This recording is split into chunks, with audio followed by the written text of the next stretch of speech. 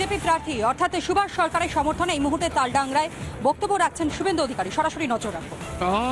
সম্মানিত মঞ্চ, আমার সাংবাদিক বন্ধুগণ, প্রত্যেককে যত যত সম্মান জানিয়ে আমি অল্প কিছু কথা নিবেদন করি।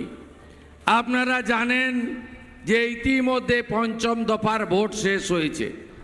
আমাদের রাজ্যে এই মুহূর্তে যশস্বী স্বরাষ্ট্রমন্ত্রী আয়রন ম্যান অমিত শাহজি আছেন, প্রবাস করছেন। তার সভা আমি গাড়িতে আস্তে আস্তে দেখছিলাম বনগাঁতে। তিনি বলছেন যে নরেন্দ্র মোদীজি ইতিমধ্যে 270 আসন পেয়ে গেছেন, আর বাকি 3 দফাতে আমাদের 400 আসন জিততে হবে। এই লক্ষ্য নিয়ে আমরা এই নির্বাচনী প্রচারে অংশগ্রহণ করছি। আমরা সবাই জেনে গেছি যে দেশের ভোট, দেশকে সুরক্ষিত রাখতে, ভারত মাতাকে ভালো রাখতে, ভারতকে বিশ্বগুরু করতে, ভারতকে পৃথিবীর দরবারে সুউচ্চ আসনে নিয়ে যেতে, পাকিস্তানকে সবক শিখাতে, চীনকে নিয়ন্ত্রণে রাখতে যদি কেউ পারেন, তার নাম নরেন্দ্র দামোদর দাস মোদী, তার কোনো বিকল্প নেই। তাই নরেন্দ্র মোদীজিকে আমরা পুনর্বার প্রধানমন্ত্রী করব। তিনি কি কাজ করেছেন সে কথা বলতে গেলে অনেক সময় লাগবে। আমরা যারা সনাতনী আদর্শে বিশ্বাস করি, যারা ভারতকে হিন্দুস্তান বলি, আমি এখানে আসার আগে গড়বেতার মা সর্ববেঙ্গলা মন্দিরে 3000 কার্যকর্তাকে নিয়ে, ডাক্তার প্রণত টুডুকে নিয়ে পুজো দিয়ে কপালে তিলক লাগিয়ে আপনাদের কাছে এসেছি।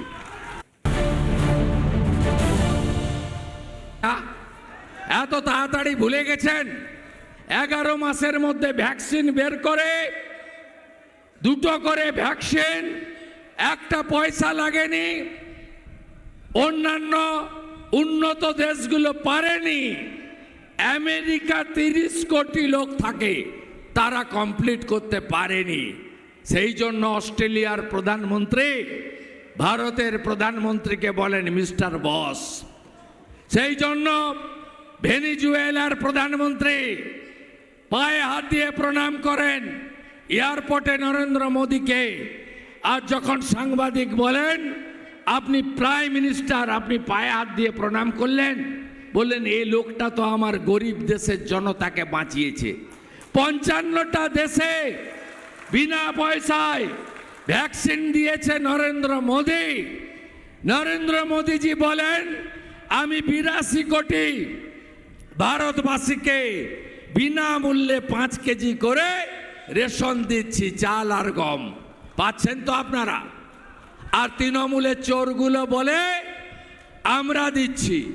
এই বঙ্গের 7 কোটি লোক বিনামূল্যে রেশন পায় নরেন্দ্র মোদীজির সরকারের আনুকূল্যে। নরেন্দ্র মোদীজি বলছেন আমি 14 কোটি শৌচালয় বানিয়েছি মা দিদিদের সম্ভ্রম রক্ষা করার জন্য। নরেন্দ্র মোদী বলছেন আমি 12 কোটি পিএম কিষাণ সম্মান নিধি দিয়েছি। নরেন্দ্র মোদীজি বলছেন আমি 4 কোটি আবাসের বাড়ি বানিয়েছি। নরেন্দ্র মোদীজি বলছেন আমি জল জীবন মিশনে নলে জল দিয়েছি। আপনি পাননি কেন? 8000 কোটি টাকা এসেছে কেন? তালডাংরা, হিড়বাঁধ, সিমলাপালের লোককে এখনো জলের জন্য লাইনে দাঁড়াতে হয়। আমি গড়বেতা দিয়ে জামবনি হুমগড় হয়ে আমি যখন এই রাস্তায় এলাম, একটা করে নলকূপ 150-200 কলসি হাঁড়ি নিয়ে দাঁড়িয়ে আছে মারা একটু জলের জন্য। 13 বছরে এই মুখ্যমন্ত্রী করলেনটা কি? জঙ্গলমহলে জল দিতে পারেননি। এদেরকে সরাতে হবে। কেন্দ্রের সব টাকা চুরি করে খেয়ে ফেলেছে। নরেন্দ্র মোদীজি বলছেন আমাকে প্রধানমন্ত্রী।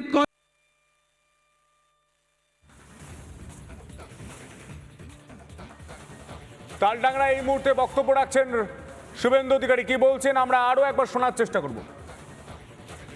এই মুহূর্তে সেই ছবি দেখতে পাচ্ছেন। তালডাংরায় সভা করছেন বাঁকুড়ার প্রার্থী, বিজেপি প্রার্থী সুভাষ সরকারের সমর্থনে তিনি প্রচার করছেন। আপনারা জানেন বাঁকুড়ায় সুভাষ বনাম অরূপ, অর্থাৎ অরূপ চক্রবর্তীর একদিকে যেমন শাসক দলের প্রার্থী, ঠিক অন্যদিকে বিজেপি প্রার্থী সুভাষ সরকারের সমর্থনে তালডাংরায় সভা করছেন শুভেন্দু অধিকারী। তিনি বলছেন যে কোভিড কালে ফ্রিতে ভ্যাকসিন দেওয়া হয়েছে, বিভিন্ন দেশে ভ্যাকসিন পাঠানো হয়েছে, ফ্রিতে রেশন দেওয়া হয়েছে শৌচালয়, দেওয়া হয়েছে পানীয় জলের ব্যবস্থা, কিন্তু সেইগুলো এই রাজ্যে এসে চুরি হয়ে যায় শাসক নেতাদের হাতে পড়ে। কেন্দ্রীয় প্রকল্পের টাকা এ রাজ্যে আসার পর ঘুর পথে শাসক দল নেতাদের পকেটে ঢুকে যায়, এমনটাই বলছেন তালডাংরায় দাঁড়িয়ে শুভেন্দু অধিকারী। এই রাজ্যে 100 টাকা রেভিনিউ উঠলে 20 টাকা সরকারের ঘরে যায়, 80 টাকা তোলাবাজ ভাইপো, পুলিশ, ল্যান্ড ডিপার্টমেন্টের লোক আর তৃণমূলের ছোট ছোট গুন্ডারা ভাগ করে নেয়। আজকে যখন বিভিন্ন জায়গা থেকে গাড়িতে আপনারা উঠছিলেন, ধমক দিচ্ছিল না? দেখে নেব, আপনারা গাড়িতে ফিরে গিয়ে বলবেন এবারে তোদের আমরা দেখে নেব। তোদের থেকেও বড় মস্তান কেষ্টমণ্ডল, শেখ শাহজাহান, তারা জেলের ভেতরে গেছে। আঙুল তুলে চোখ রাঙানোর দিন বন্ধ। আর ডাক্তারবাবুর মতো একটা সৎ পরিচ্ছন্ন লোক, যার গায়ে কোনো কালি নেই, বিরোধীরাও আঙুল তুলতে পারে না, যিনি উঁচু গলায় তার নাতির বয়সী বাচ্চার সঙ্গেও কথা বলেন না, তার বিরুদ্ধে প্রার্থীর নাম হলো কয়লা চক্রবর্তী। গোটা বাঁকুড়া জেলায় তৃণমূল আসার পরে যত অপকর্ম হয়েছে, এই চুরির নায়ক হচ্ছে তৃণমূল কংগ্রেসের এই প্রার্থী। আপনি দেখবেন মেজিয়া থেকে শুরু করে যত কয়লা, তার সঙ্গে এই ভদ্রলোক যুক্ত।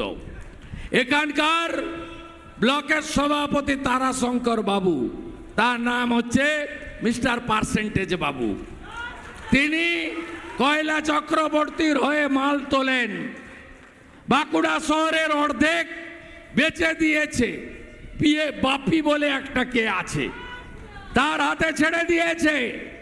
একেবারে খবরদার, বাঁকুড়ার মাটি মোদিজির ঘাঁটি, আপনারা এই রকম অসৎ অপরিচ্ছন্ন লোককে আপনারা ভোট দেবেন না।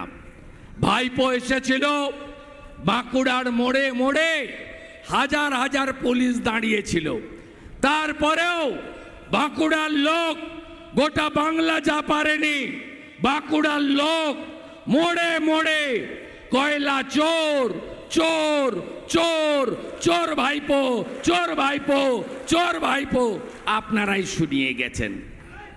বাঁকুড়ার মানুষকে অনেকভাবে আক্রমণ করা হয়েছে।